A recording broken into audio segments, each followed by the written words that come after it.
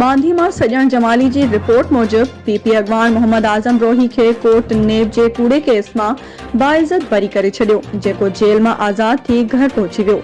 संदसि घर पहुचण ते अवाम पारां संदसि ज़बरदस्त आजियां कई वई आहे, जॾहिं त संदसि आज़ादी वारी ख़ुशी में हिकु प्रोग्राम मुनक़िद कयो वियो, जंहिंखे ख़िताब कंदे मोहम्मद आज़म रोही चयो त आउं पीपी जो वर्कर आहियां। नेब जे कूड़नि केसनि मां कोर्ट बाइज़त बरी करे छॾियो आहे।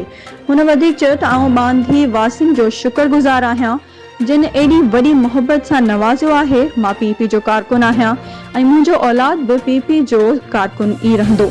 उन मौके ते अॻूणो चेयरमैन मुज़फ़र हुसैन जमाली, वॾेरो बाबू पंवर, अयूब बिरोही, अमजद बिरोही, फेरोज़ बिरोही बि मौजूद हुआ।